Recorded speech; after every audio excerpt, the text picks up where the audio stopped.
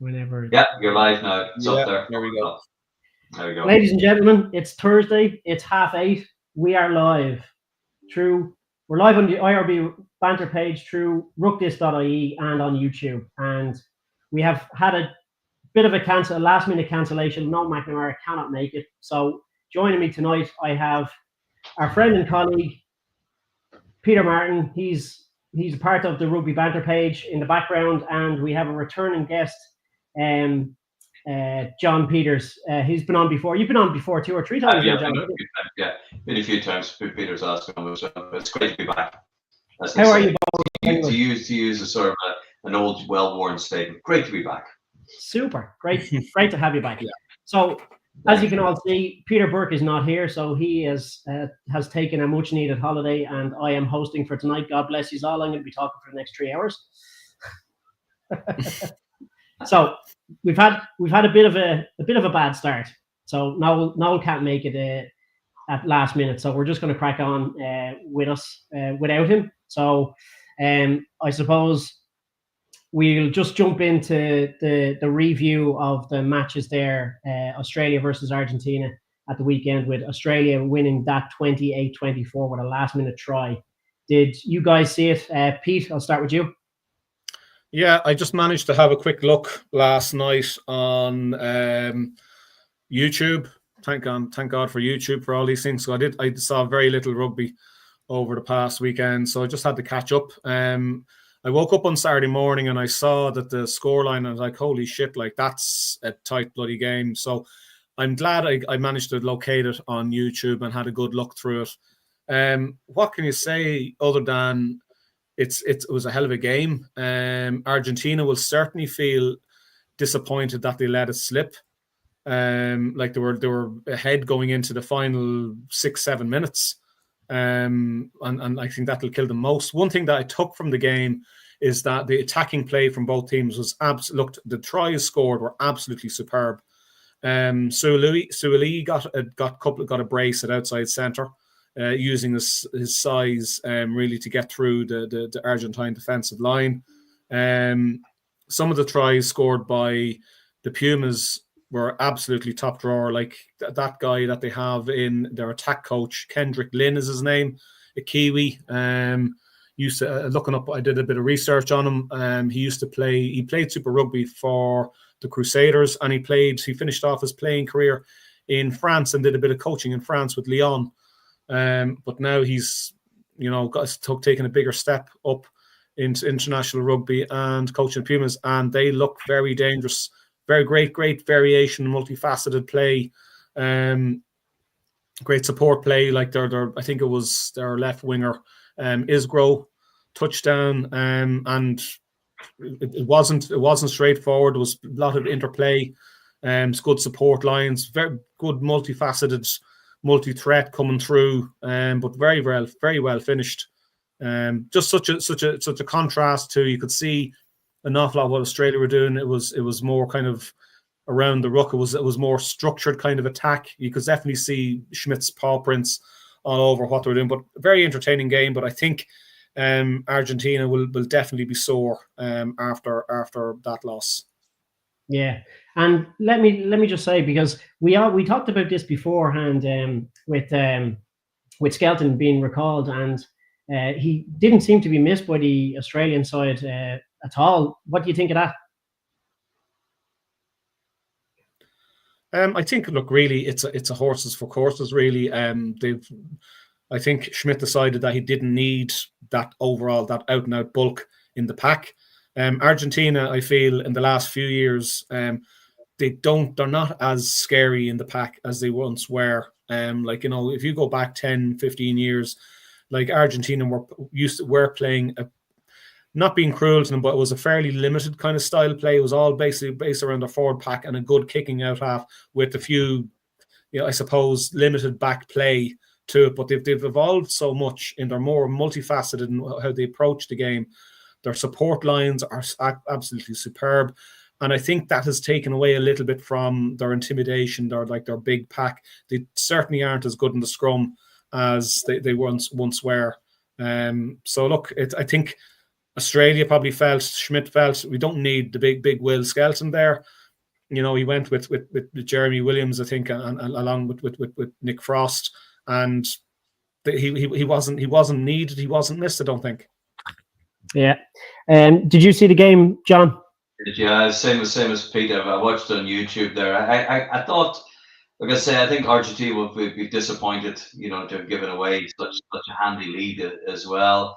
I think everything what Peter said, you know, sort of the back. I mean, I think it was their first try. There, sort of, you know, that they were going backwards in the scrum. It was the first or second try, and yet they made it down the blind side. It was just great hands, and still, look. I think Australia are a coming team, and you know, sort of since the Lions tour, they're getting better and better and better. I think the acid test when they play New Zealand in the Bledisloe Cup.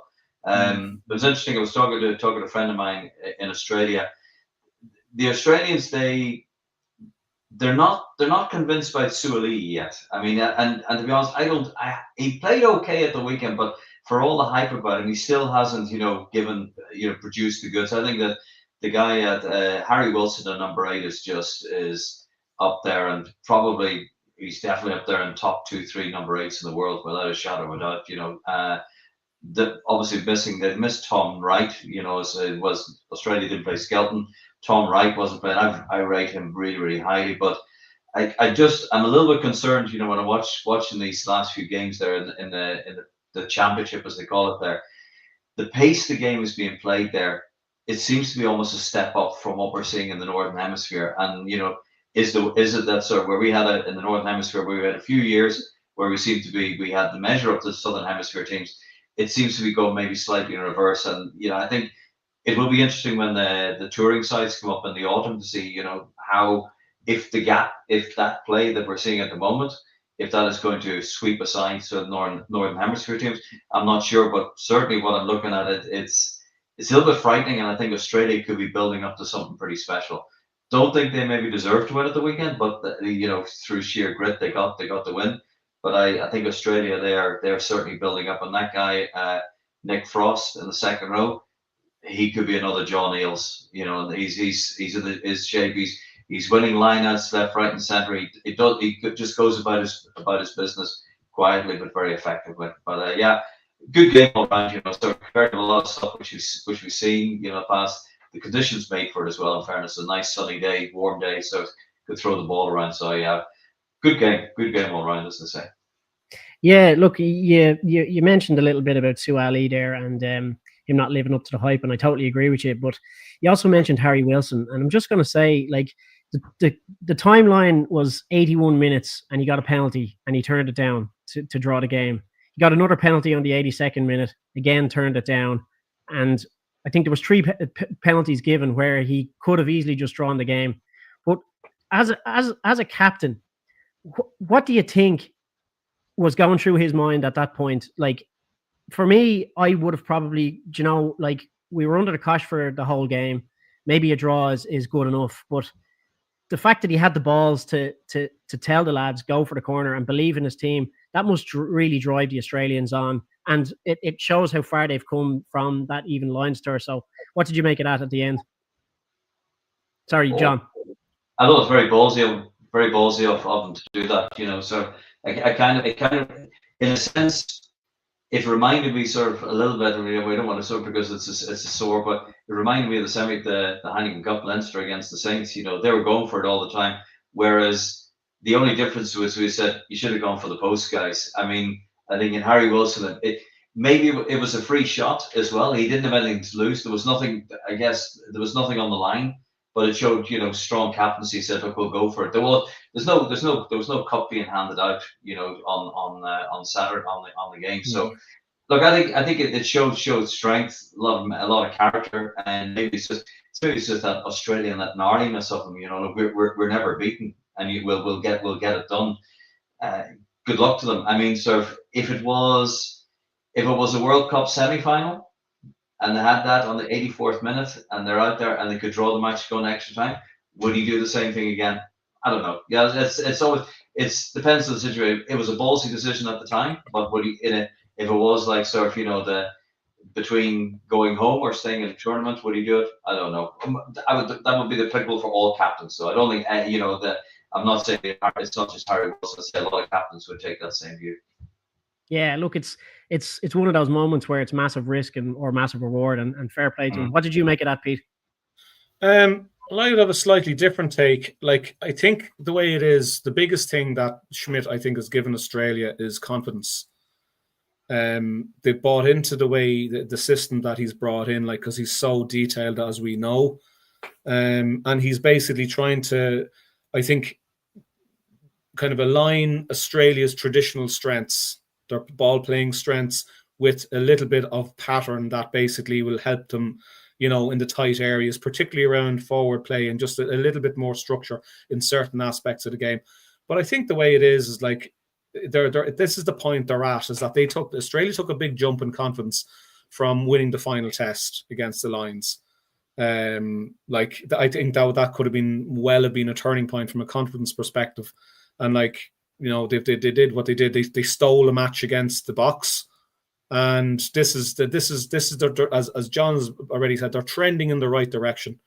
And I think this is, I would slightly disagree about would Wilson go again? Like, ultimately, I think that is all muscle memory and kind of, shall we say, decision-making memory, okay? Insofar as you get yourself in this position, okay? What they did there against Argentina, they were in the 22, they're in the red zone, and they went for the kill. Yes, they could have went for the 3 points, but it's the big moments that'll make the difference in those final moments, and it paid off. That's a massive shot in the arm, confidence-wise, again, to that Australian team, because there's a captain. He turned on, you could that clip when he showed him turn it down. He was so animated, Wilson. He was convinced, we're going to get this, boys. We're going to get this, boys. We're going to win. Let's go for the win. Let's go for the win. Fast forward into a semi-final to get to a final, and it's in the same situation. You go back into your muscle memory, your all the memory of these situations, and you feed on that and say, let's do this again. You just go. It's an experience. It's a positive experience they're going to take into another situation where it could well be it could be semi-final in their home country. Let's not face that. No, let's not forget that. They're going to be where the volume of the crowd is going to be up another level, because particularly if it's a big game, it's to top the group, to win the quarterfinal, to win the semi-final. Maybe, who knows, they could even get to the final. Who knows? But this is the stuff that basically is it's all in the bank for Australia. So that would be my take on it. So it's a fair point. I guess probably when we're going to move on to the next game, we've got the reverse there, where they could have won it. Yeah, well, I'll leave. Well, it's good segue into that there. I guess there's with the Box against the All Blacks there, which the complete role reversal, if you like. Absolutely, yeah. Look, I mean, fair play to him. I mean, you got to have the belief in yourself as a captain, but also the belief in the team, and he led that and showed that. And look, they got the reward and they ended up winning. So there's a few comments coming in here. I'm just going to quickly drop into the comment section here. We have David Sheedy, is Boland the host? Has hell frozen over? Yep, pretty much. Peter Burke is on holidays. That's an interesting way of describing Burke, as hell frozen over.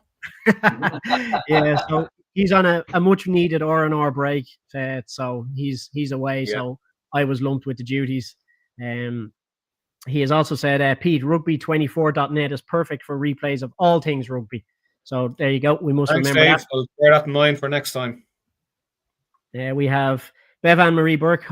Evening all. Hope you're all well. We're fine, Bev. Thanks for joining. And we have Luke Conway. Hi, Matt. Hello, Luke. How are you? Hi, Luke. So look, we'll crack on. So the other game was the All Blacks versus South Africa, and the All Blacks were winning that 24-17. So, John, I'll start with you. What did you make of that game?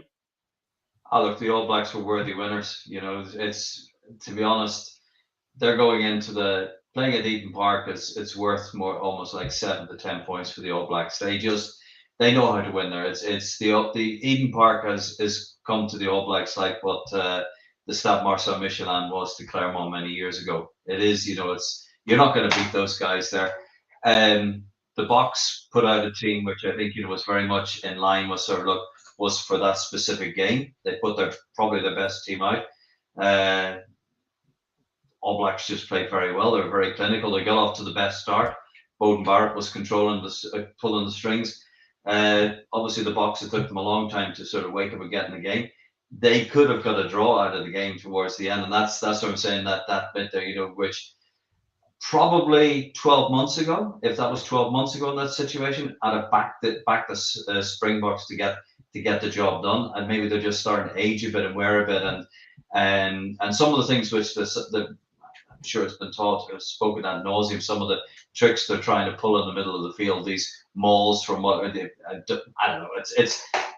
It's good viewing, whatever. But 12 months ago, I would have said they would have scored the try. But I think the belief that the All Blacks had there, sort of an Artie Sevilla, he's worth his weight in gold. Again, if I looked at there, sort of to take that, how would just maybe going back quickly to the Aussie game? How would Australia, how would that have reacted if they'd gone to that position and let's say one of the if one of the Argentinians got the jackal and stole the ball, just on the line there, sort of a bit like what does that do mentally? I know you're talking the memory muscle sort of thing. 9 out of 10 times it works. Is the one time that it doesn't work, and I think for the South Africans, they probably were relying on that muscle memory in that situation. It didn't work for them this time. I think. And probably a lot of people will be quite happy to hear that. I think that South Africa maybe are starting sort of a little bit on the wane. They do have an advantage, though. I think they're playing again. They're going to play in Wellington on Saturday. That's not a great stadium for the All Blacks of late. They're losing more games than the Wings. So I don't know, but I thought All Blacks were well worth the win. I think the score line was maybe a little bit flattering on the Springboks, because New Zealand played well enough to have that game scored over 30 points. It's just maybe credit to South Africa that kept in the game. Very good, yeah. Look, you mentioned the lineouts in the middle of the park, and they've done this purposeful kickoff where there was a player in front of the kicker, and it went for a scrum. What do you make of Rassie and his interpretation of the laws and the way he's conducting different things or experimenting with different things on the pitch? What do you make of that? He gets away with it. He gets away with it unless the rugby board decides to change it. They'll continue it. As long as the IRB sort of don't change the rules. I mean, is it? I think a lot of it is maybe it's in the spirit of the game. It's like say in the front or where they deliberately kick the ball less than 10 meters or something like that. Again, to try and get an advantage. It's all about. It's cute tourism, I think you might maybe the expression what he used there. But we've heard that expression a lot here in Ireland. Danny Brosnan, that's one of his specialties. Yeah. Look, as long as they don't change the rules, he'll keep doing it. He'll keep coming up with different ways that to stretch the boundaries of the rules. It's not helping them now. It hasn't helped them. They tried it against Australia down in South Africa. It didn't help them. But here it's kind of sort of try to get a few things on Saturday, didn't help them. So maybe just go back to what they do best. Simple stuff. Yeah, absolutely. Very good points there, mate, John. Thanks, Mill. Pete, what did you make of the All Blacks beating the Springboks? Well, I suppose the way it is, the All Blacks are in a little bit of transition, as well as being South Africa. The difference being there's two transitions really for South Africa. One is their playing style, because they have changed their system. They've gone more. They move the ball an awful lot more. They're moving it earlier. They're picking players now. They're trying to pick players who are a little bit more mobile. They're trying to get away from the more forward orientated. Like Tony Brown is their attack coach. He's a massive influence in what's going on. Don't be surprised that Rassie's putting himself up as the kind of the fall guy, because he's so used to it. And Tony Brown could well be kind of driving all these funky plays, the line-out mauls in the middle of the pitch and all this kind of stuff. I wouldn't be surprised about that. The other thing as well is, I'm seeing the comments online from South African supporters. They're very, very pissed. Their stats are shocking from a defensive point of view. Absolutely shocking from a defensive point of view and attacking. They've the lowest number of points per entry into this 22. So they have. Their passing is right down. Their conversion is right down. The point, as I said, the points won in when they get into the red zone. So there's something seriously it's not quite clicking yet. Then the other aspect is the players. As John has already pointed out, they're an aging squad, very much so. And I think while I do think they have younger, more youthful players, we'll say, in the pack itself. My concern would be, and maybe this is something that will come to pass. Like, even looking at they don't have a younger 9. Like, there they have gone for Kromus Reinach for this weekend in their selection. Reinach is in his mid-30s. He's a relic. Yeah. They have Grant Williams on the bench now. I think there's a question. He's a younger guy. He is seriously quick. Yes. That's his biggest asset is pace. He is an absolute. He's probably the fastest 9 in World Rugby, bar possibly DuPont. But that's where he's at. That's his point of difference, is his pace off the mark. Well, I don't think Razzie trusts him with the style that they're trying to play, or whatever the case may be. That's why he's not getting on the he's not starting 9 for them. But like, this is where it's all kind of where it's at for them at the moment. Really, is they've got their change in the playing style. There's a bit of a conflict there. Is it working? Is it not? But what I would say is we're still 2 years out almost from the World Cup. South Africa do this. If you go back to 2020, the last 2-year cycle before the last World Cup, South Africa are the same. They're messing around or losing games or this or that, the other, the whole lot. There's a method to the madness Razzie's doing. But in saying that, I would say there's possibly a concern. They don't have 1 or 2 really young 9s coming up. Like, they've gone from Feinberg, Namazamul, his name, at 10 this weekend, who is a firecracker. Young guy. He seems to be a bit of a wizard. He basically is there as, he's got the tools that Lebach has, but he seems to be better. He seems to be a better kicker for a start. So he's starting at 10. They've made a few changes for this weekend's match, but I'd say, look, it'll be interesting to see what the machinations will be going forward with Razzie and the box. But I do think that they're happy enough to kind of suffer a few bad performances to kind of break themselves into this playing style, and I'm sure we'll see a few more tricks, I think, over the next 6 to 12 months from Razzie, but it'll all be building towards Australia 27.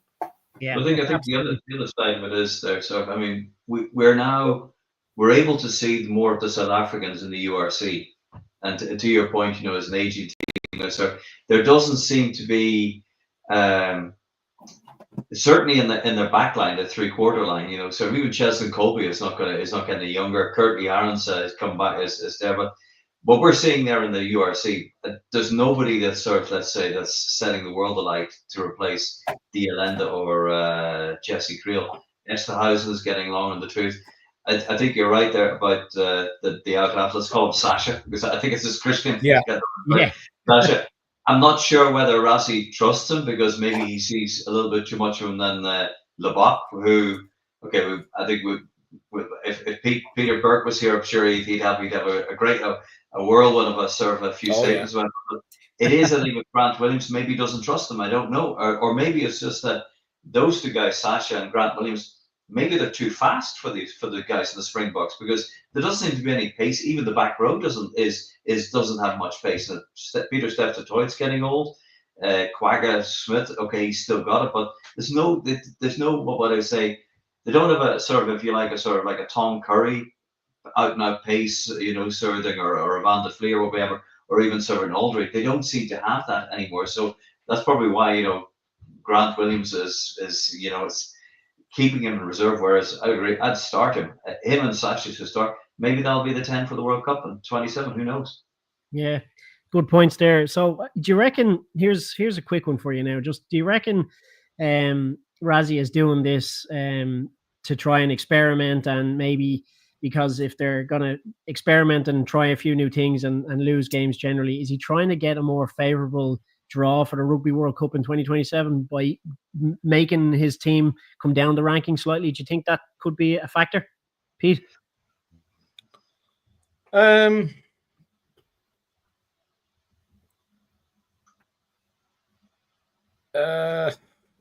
get me wrong, like Razzie is plotting. He's a plotter, right? He is basically rugby's Mourinho. Okay. But I do think that look, there's it's hard to know, to be perfectly honest. Like I think it's fair to say if it's a case that like what he's doing, this experimentation generates a lower seeding. Okay. I think South Africa do have the ability to go back to their more traditional style and win again to get them out of the group, if you like. But I do think they realise that they have to they know that the likes of Ireland is a bogey team, and like the likes of France can do a number on them. And I think they're trying to move on. They're trying to they're not evolving for evolution's sake. They're evolving because they know how to stop. You can stop South Africa to a certain point, and it's all about moving to the next stage of basically being tough to play against and finding that extra edge to find a plan B, which South Africa don't really have. I think ultimately what they know is they can basically play their traditional pressure game, but they want to have a slight change in tactic, to counter, to be able to fire something out a little bit different, because it's like when it comes to the final, like, if you've played a certain way the whole way through and maybe you've used certain players the whole way through, by the time the opposition get to the final and if they know what's coming. So I think it's massive to have a tried and tested plan B rather than have a plan B that's basically discovered in the competition, that they know that they can have played, I don't know, 10, 11 tests in the next couple of years up to the World Cup. They can say, right, we'll go back to the more traditional forward-orientated pressure-based game, but you know what? We'll know that we'll have a tried and trusted plan B that will take us, that'll totally catch the opposition perhaps off guard. We can roll it out. We have the personnel. They've played 300, 400 test match minutes playing that way. You know what I mean? That's another way of looking at it. Yeah. Very good. And John, what do you make of that? The whole thing of maybe Razzie's trying to experiment and maybe put the team down into the lower seeding for a more favourable draw in the World Cup? What do you reckon? What do you make of that? It's hard to say because so we don't what it's you're kind of hoping that the other teams that let's say the teams that you would have expected to beat, that they'll be at the top. So I think to Peter's point, Ireland are a bogey team for them at the moment, as France is. If they're hoping to sort of be playing Scotland or Wales, so well and good. But the worst of this, you could come up against the All Blacks, which is not what you want them to go. And then let's say you might end up with a group with France. France win, and then you've got your pathway through, and you've got to get past the All Blacks. Now, having said that, though, South Africa know how to win in big tournaments. They've shown it. I mean, the last few World Cups, I thought in Japan, I thought England coming in would have beaten them, hadn't taken out the All Blacks, but no, again, South Africa found a way to win against the All Blacks in the last World Cup. Were they the best team in the tournament? Not sure, but they knew how to win. They know how to win. And Razzie, I think he has this ability to get the team up. He's able to get the best out of the team. And I think in 2 years' time, we'll see what they look like. I'm not so sure when it comes to Australia if they're going to be the best round. If he's trying to get a favourable draw, he hopes it doesn't backfire on him. But he may just say, "I don't care what draws in front of us. We'll win everything there, win everything what we need to."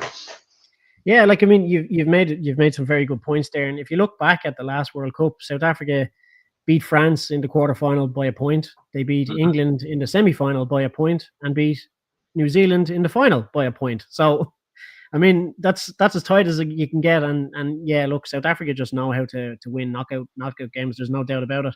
There's a great point in here by Neil McKeown. Read a World Cup draw. South Africa just need to stay in the top 6 to be a top seed with the new format. So there you go. Dara Weston has joined us here. Evening, Dara.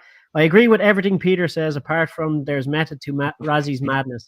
There's only madness to Razzie's madness, and even a blind squirrel finds the occasional nut. That's a great Good man, comment. Dara. And look who is watching and making sure we do Dara, a the good drugs job. aren't working. It is only Peter Burke. How are you from Spain? Enjoying the show, gents. Sans Noel. Even Peter. Who's this guy? Hola, Pedro. Is that Peter Burke? Do we know him? Some fella, I don't know. Yeah, okay, yeah. Well, He might Swear tune me, in every guy. now and again. all right, okay. Well, Buenos Right. Aires.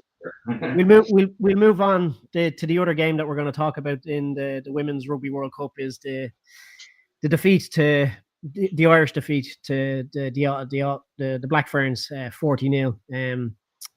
Tough game for the girls, but what did you make of that, John? Was expected, to be honest. To be honest, I thought that 40-0 is probably a bit flatters. It's a bit unfair in the Irish girls. I think they played well enough, but for me, I couldn't see anything other than the Black Ferns winning that game. You know, I think had Ireland's. I think if Ireland could have got one or two tries for a good, but look, that New Zealand side, they look pretty good. You know, it'd be interesting to see how they do when they come up against, you know, the juggernaut that is the English. You know, they say, I think we'd all like to see at least a game, some sort of a game, because they just seem to be so head and shoulders better. But I don't know. Look, if anybody thought Ireland could have beaten the Black Ferns at the weekend, Surf, you know, would have been delusional. I mean, Ireland they're playing better. Don't get me wrong, than what they have in the last couple of seasons, but it's too much. You know, they're not up at that level still. It's just, you know, they started well, and New Zealand women did what New Zealand men do. They punish your mistakes clinically and efficiently, and that's exactly what they did. So, you know, we locked them at the weekend, but I couldn't. To be honest, even before the game, I was giving Sir New Zealand these 25 points. A win against the Irish women. They're just that they're better. Unfortunately, they are a better side. Yeah, and it really kind of made a point at the start when Ireland were banging on the door for 20 minutes, and their defense was so good that they just didn't let them in, and like you said, they punished every sort of slight mistake and turned that into points. And yeah, look, I mean, it wasn't a terrible performance by the girls. I think they did really well, but the scoreline, I was kind of hoping that they would get a score or two just to make it a little bit better. But sure, look, they'll go on into hopefully they'll forget about it and move on to the focusing for the quarterfinals against France. So, Pete, what did you make of that, the Ireland against the Black Ferns? Yeah, looks as John said, like, you know, it was like the result probably, you know, beforehand wasn't in doubt. We knew that with New Zealand were going to win. I think it was just a question of how much. It's disappointing, and it's a hurt for the girls that they were nilled. But it just goes to show some of the tries were absolutely fantastic for what New Zealand scored. Now, one or two of them, I think, was scored by their new upcoming left winger. It went through multiple phases, but there was a question mark over if there was a couple of forward passes in it. But apart from that, like the support lines, like as John said, like, you know, an awful lot of those tries came from mistakes at the breakdown, drop passes, missed passes. And, you know, the All Blacks are just absolute, the Black Ferns, they're just like their male counterparts. You know, they get into a shape so quickly, you know, an attacking shape so quickly. They move the ball wide, they get it into space, they really attack the space, and they're just devastating. You know, it was a cruel lesson for the girls. But look, they're going to win. Like, they're still going in the right direction. They're still so much better than they were. Beamond is doing an awful lot of good stuff, and the girls are playing for him. They understand the system he's bringing in, what he's trying to do. They've totally bought in. They're a very happy camp. It's just one of these games, but, you know, the big challenge again now is against another top team in France. Yeah. Do you think if they've been the other way around, if they played New Zealand first up in the tournament and then they're playing Spain and Japan, do you think it might have been different? I mean, I still think the result wouldn't have been in doubt, to be honest, but it could have been maybe closer given as first game, Black Ferns, maybe a few cobwebs. I don't know. So it's you know, it could have been, should have been, could be a sort of scenario. But I'm wondering, would have been different had they played New Zealand first as opposed to last. It's a good point. Like, even like, again, like, you know, when any time when we've gone down to New Zealand, like, that's the first game. If it's a test series against New Zealand, your best chance is always beating the first up, because, you know, the way the seasons go is that, like, the touring team is more battle in theory is after coming off their playing season. they would have done a bit of time in camp. Usually they're more in tune, they're more kind of together, a bit more cohesion than the home side, which is New Zealand, and that's the best chance usually of beating them. So look, shoulda, woulda, coulda. We don't know, but like it's just in theory of it. Your best chance is always of is first up, the best start, and it's all about we all know that rugby is a game of momentum. Who knows? Had it been a slightly creaky start for the Ferns, if they were playing up first, maybe Ireland could have gotten the scoreboard and given more of a rattle. Yeah, and I think that winger you were talking about is Sorensen McGee, and I think she is very, very young. I think somebody said she's maybe only 18 or 19 or something. Yeah, she's 18 years of age. Like what a talent already, and unbelievable. Yeah. Now look, I mean, Dara Weston has made a point here. The Black Ferns were a strong team, but they were also forward passes on 2 of their tries that weren't called back by the team, so they had luck on their side also. And I think Dara's made a fairly good point there. There was a lot of things that could have been called, but it just seemed that the girls in green didn't get that bit of the look at the green or any sort of look whatsoever. And I think there was actually possibly a call for a deliberate knock on one of the times that the girls were attacking as well, where the ball was knocked forward and knocked down in a kind of a deliberate motion. But again, look, I mean, these are all things that you look back on after the game and you think, God, if we had got that decision, what could have happened? But that's just the sport. I mean, it's great to watch, but look, that New Zealand team, they're very strong, and who knows, they surely have to put themselves in a favourable position for the whole tournament. So, so look, our running order has changed ever so slightly. So what we'll do is we'll preview the second games of this weekend, the second featuring of Australia and Argentina and the All Blacks versus South Africa. So, John, how do you think these games are going to go? We'll start off with the Australia versus Argentina, considering it was so close and it could have been an Argentinian win at the end. How do you think it's going to go? I think Argentina will beat Australia this weekend. I think they'll learn from it. I mean, Australia obviously is. I just think there's something about Argentina that they're playing a good enough rugby, and it wasn't that sort of Australia blew them away. It was just so maybe some mental lapses and some good play, some very good multifaceted play, as you call it, Peter, sort of that helped them. I have a sneaking suspicion that Argentina is going to beat Australia this weekend. Just as something about them, Contaponi is making his name as a really good coach, and this backs coach, they've got to going. It's not all about the grunt and everything that of their forwards. They've got a good forward pack. Just think that maybe that Argentina will sneak it, but not by much. I think I will take Argentina to beat Australia this weekend. Yeah, look, I reckon a lot of people are on that same page, and actually a lot of people actually had predicted Argentina would win the first game. But here's a comment in from Peter Burke. What do you reckon of this, lads? Starting to sound like the Safas about the loss. We were outclassed end off. Do you reckon he's had a few San Miguel's? Probably. 100%. Spanish Heineken. Exactly, yeah. So Mike Sheedy has said, All Black women team are all year round and have more games together. Irish rugby women team, fewer games together. Did us proud, also more to come. Yeah, absolutely. Totally agree with that, Mike Sheedy. Yeah. Pete, what do you reckon? Australia versus Argentina. How do you think that's going to go this weekend? I think it's going to be a cracking game. I just noticed there in the lineup, and I was just trying to get it up here on my phone.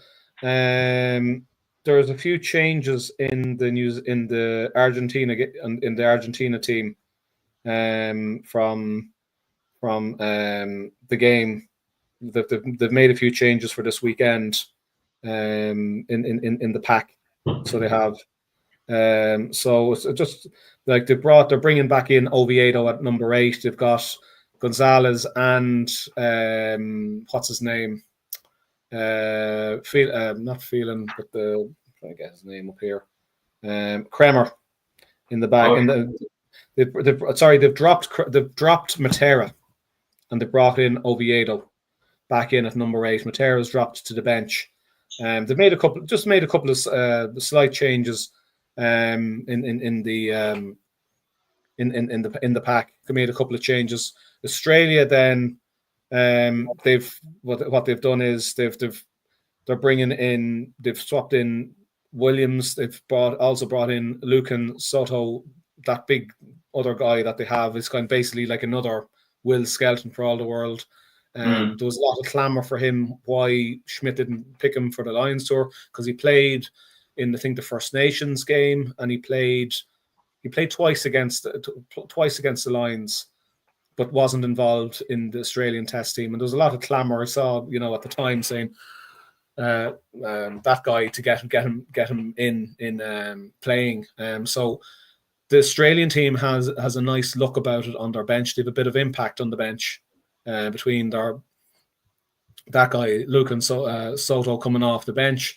They've also like Nongor, the tie head prop. He's starting to develop. He's around a little while with in the Australian setup, but he's a young enough guy. But Schmidt seems to trust him to come off the bench. Tizzano's on the bench. Carlo Tizzano, the guy who threw a wobbler, made all the big drama over the turnover, the clear out by Jack Morgan. That was perfectly fine, clear out of what the problem was. So Australia have a nice look of impact about their bench, and I think that's something Australia haven't had in a little while. They've kind of like, this is, you're always trying to, as a top end coach, and even at a coach at any level, you want to have guys on the bench who are hungry and who can actually do something, who'll potentially change the course of a game, and basically bring something else, bring another edge when they come on the pitch. And I think Australia have that will have that coming on against Argentina. So I think it's going to be a cracking game. I think it'll be too close to call, to be perfectly honest. Like the way it is, Australia know that they're going to be up against it. I think it's really ultimately what it'll boil down to is how well Argentina will learn their lesson from last weekend. Yeah, I think that's what it's going to down to. It's going to be down to their kind of their IQ level, their ability to learn on the fly, take the lessons on board and turn it around and pinpoint it and really drive it home against Australia, because Australia, they know that they weren't 100%. Schmidt will definitely have drummed that into them. And they'll be trying to plug those gaps and bring that level up, because they know that Argentina are going to come at them hard again this weekend coming. Yeah. You mentioned there Pasami coming on for Len Ikitau. Is Len injured, or was that a tactical change, or what do you think? I think I don't think there's an awful lot between them. I think Ikitau's played a fair bit for Schmidt. He's possibly a Schmidt player, if you like to put a label on him. But look, Pasami is involved a long time with the setup. I think Pasami, stand to be corrected, might have might have played a little bit more 13, but I think an awful lot of 13s can play 12. That's my view anyway. The 12 can't necessarily play 13, but a 13 can play 12. But look, we'll just see how it turns out on Saturday morning. Yeah, so I think you're right about Ikitau. He is a Schmidt player. He's a bit like there's a bit of a Gordon Darcy in Ikitau as well, the way he plays. Hard runner, sort of these good soft hands. They're very much a good 12 there. But yeah, we'll see how it goes at the weekend. It'll be a great game though. Yeah, no doubt about it. It's going to be a cracking game. And what do you make of the change then of dropping O'Connor and bringing on 10 Edmed, considering Edmed is fairly new. I think he made one of his first starts against Ireland. That's correct. Last autumn, and he went off after 2 minutes, wasn't it? Yeah, he got banged in the head. I think that's just really what I suppose drives home the point, is that Edmed is starting, and he has in reserve the huge experience of O'Connor. Yeah, he has the impact, the guy to basically, if Edmed plays 60 minutes and Australia, if there's a score between the games, whether they're winning or they're losing, you have the likes of O'Connor to come on and steer them to the wind or close it out. Yeah.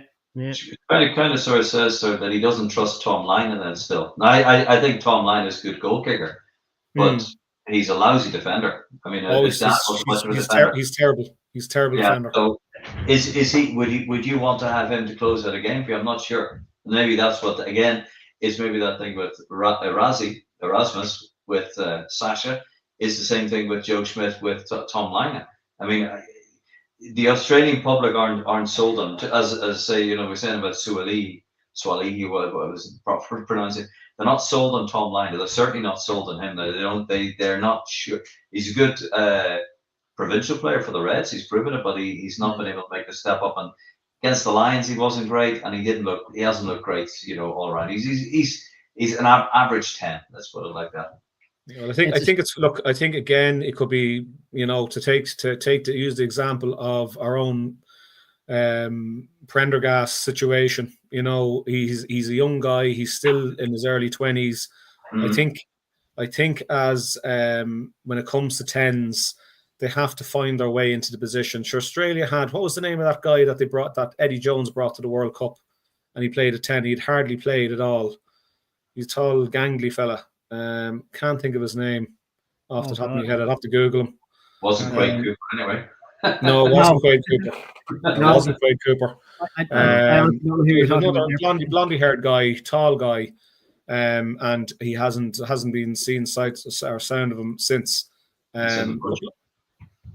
Maybe somebody will jump in the comments there and tell us. Yeah, someone will throw it up. Maybe Dara Weston. Yeah, because he's doing nothing else on his bed. Right, yeah. We'll move on. John, how do you reckon the New Zealand South Africa game will go in Wellington? Is it Wellington? Is it? It's in Wellington, yeah. Yeah. How do you think that game is going to go? I think that's going to be very, very close to call. I'd back New Zealand to win, but I don't know. Again, it's the learnings from what Argentina take out of this training. It's what learnings do South Africa. I wouldn't be surprised if South Africa turned over New Zealand in Wellington. But having said that, though, it wouldn't surprise me the other side if New Zealand blew them away at the weekend and maybe put almost like a bit of a death knell, the final nail in sort of for a lot of players' careers. I don't think it's going to happen, as I'm saying it would be. I do think it's too close to call. It's really a close call, and I have a sneaking suspicion South Africa will beat New Zealand on Saturday.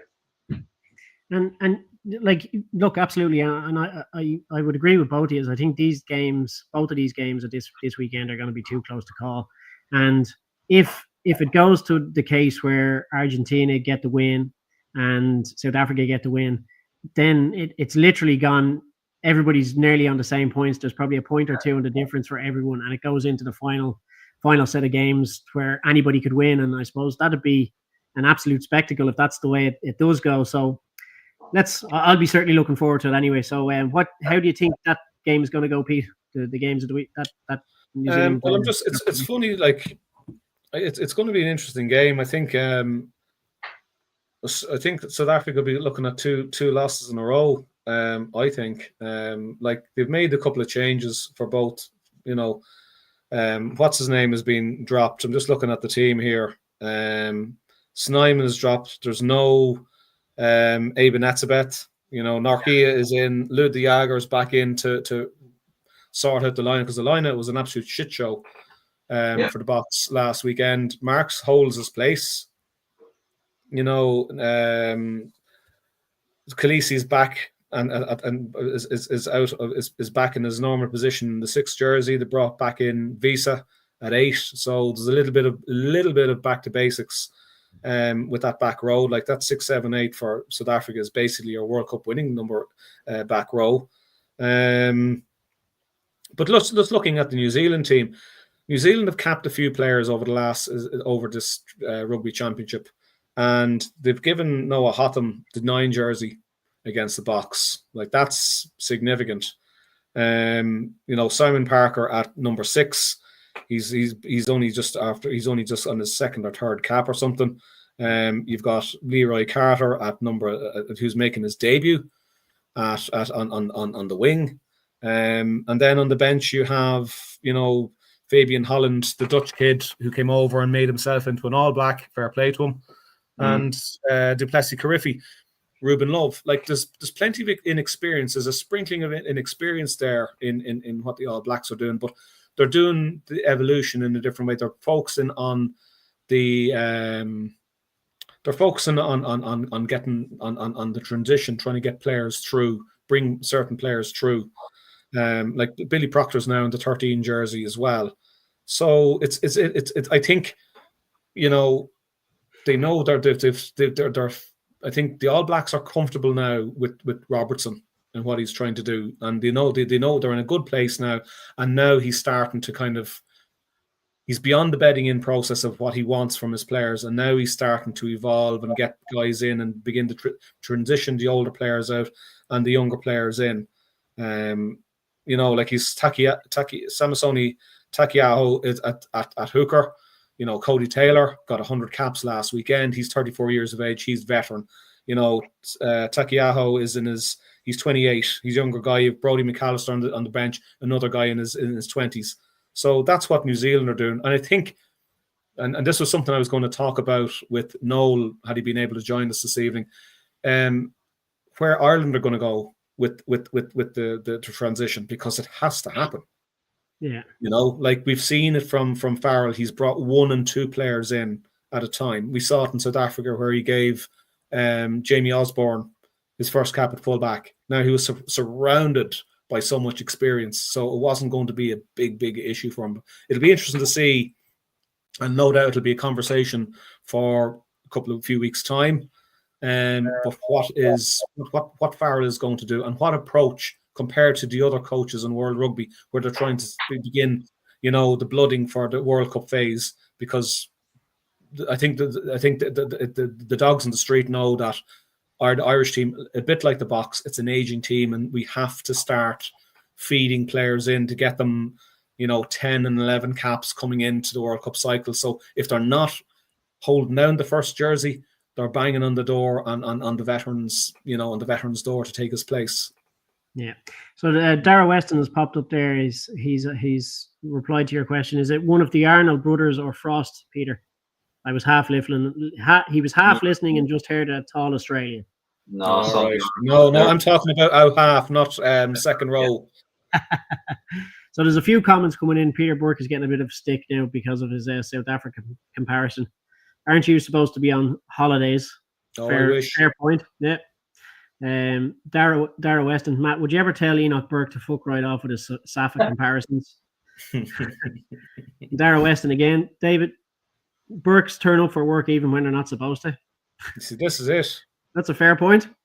And then Len is saying, "Evening, lads. Evening, Len. How's the crack?"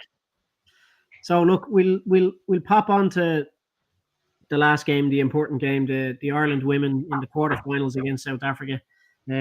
Peter, how do you think that's going to go? Well, I think I just saw the news this evening. Everybody was hoping that Aoife Wafer would be available, and it seems she's lost her battle for fitness. Yeah. So that's a blow. Can't say otherwise. I don't know how the other girls are who came off against the Black Ferns, how they're getting on, because we had a couple of injuries as well against them. I'm not sure how they're managing, how they're going to come through for selection.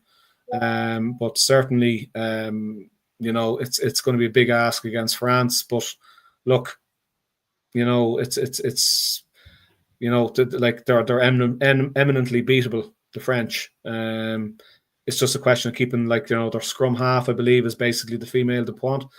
So yeah, Pauline Bourdin. Yeah. So it's really I think it's you just basically make them uncomfortable. You knock them out of their stride. You know, you get them bitching and moaning amongst themselves, and you know, you just make it an uncomfortable experience. Don't let them do what they want to do. It's probably easier said than done. But like with the French, you know, you get their, you know, the stereotypes still come into play. When they don't travel well, if things aren't right for them, it can go all belly up for them, and you know, they get upset. So I think that's where Ireland need to do is bring a little bit of niggle at the right times and get them upset. And there's a great chance that they can pull off an upset. Yeah.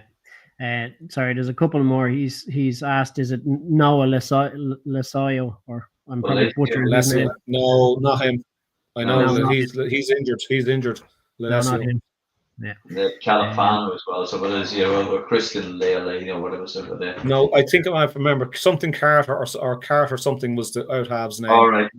Good. All right. Okay. I still don't know, Pete. Sorry. No worries. No worries. We'll get there.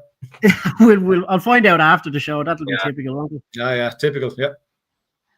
Do I think the Irish girls have a chance against France? Of course they have a chance. They've earned the right to be in the quarterfinals of the World Cup, and to have come from where they were some seasons ago, they did very well in WC2 out there, and then over in Canada played well. Obviously beat the Blackburn. Yes, they can beat the French. Will they beat the French? No, I don't think so. I think that it might be just a step too far, and it will be in those critical moments. I think that France will be able to do something and unhinge the Irish. Losing Aoife Wafer is, that's a big blow, because I think, and this has been something not just a female, all across in men's rugby, sort of in Ireland, in rugby in Ireland. There's always this thing, we think a player is ready to be fit, and then you're told, oh, they're just a week. They should have realized sort of already that Aoife Wafer was not going to be fit there. You just can't. What was there anything to suggest that she would be fit? So we see this time and time again with other players. I don't think Aoife Wafer was fit, full stop. Shouldn't have taken her to, and shouldn't have counted on her to be ready for that. She hasn't had any game time in a long time. You were going to throw her into a game against France there, big game. No, you should have focused on sort of play with prepare with what you have. It'll be unfortunate. I think it'll be the end of the road for the Irish girls the weekend, but they've done fantastic. There's no question about it. They're a credit to their sport and a credit to the country for what they've achieved, given what we saw last few years. And dare I say it, unfortunately, we're seeing Wales are experiencing the same thing with Ireland girls experience now, because they were shocking in this World Cup. Yeah, look, I mean, we've spoken about it a lot on this on the group, not only on the group, but on other shows as well, and how far they have progressed and all. But you've made a fairly very valid point there about kind of relying on the likes of Aoife Wafer. But unfortunately, like, the team is kind of still in development, and they're still learning as they're going. And when they lose a player like Aoife Wafer, it's massive for them, and they don't have the strength and depth that other teams would have to call on somebody else. But I think you're right in saying this could be the game too far for them, considering I think there's a few injury concerns now ahead of this game after their game against the All Blacks. There was a couple of them had gone off injured, so it'll be interesting to see whether they can get their name into the hat or into the team with good with getting through their injury protocols and that sort of stuff. So it'll be interesting to see. But I think you could be right. I think, unfortunately, it could be the end of the road for the girls. But like you said, they've been superb. They've put a really good account of themselves. They can hold their heads high and be proud, because they've done the best they can, and games like this always end up with people getting injured and players getting injured, and that's just the way it is. But when I think when players like on the England side, or like even French teams, or even the Black Ferns, when they have an injury, they have just somebody just as good waiting to take their place as well. And I think that's where we'll kind of struggle for the future. Dara Weston has come back in again. Is it Carter Gordon? That's the guy. That's the fella. Yeah. But he left you. Who would you back to win it, though? Who would be your tip to win it? Who do you think is going to win it, and who would you like to see win it? Which the Women's World Cup now? Overall. Yes. Overall, I think the Red Roses are going to win overall. They just seem to be the strongest. I honestly think it's going to be the Red Roses.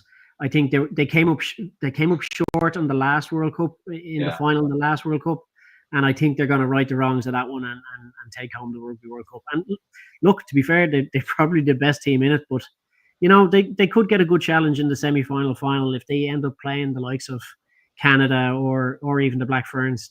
They could be the two teams that would give them a proper go and see. But I still think they'd come out on top.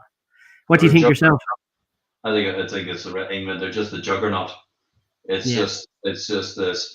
I mean, dare I say it, there's certain shades of the late 80s and early 90s of their male counterparts. You know, when they had the likes of Wade Dooley and Bayfield and Richards, they were just a behemoth of a side. They had a forward pack which just trampled everybody beneath them. Lost the occasion time, but when they go, but they're that again. So that what we're seeing with the women's rugby team. I think and good luck to them to win it. They are the best team. They've been the most consistent team, and nobody would begrudge them it. But at the same time, I think there will be, if the Black Ferns of Canada were to win it, be a bit of an upset. But I can't see beyond the English ladies winning it this time. Yeah, and we'll give Pistol Pete the last word on this. Who do you think is going to win the World Cup, the Women's World Cup? Oh God. I think the England ladies will probably bring it home. It's in their home country. Like, the crowd will be the 16th person or whatever in a tight match.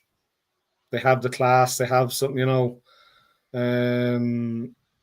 Ellie Kildun? Is that her name? Ellie Kildun? Yeah, Kildun. She's brilliant. Yeah. Fantastic player.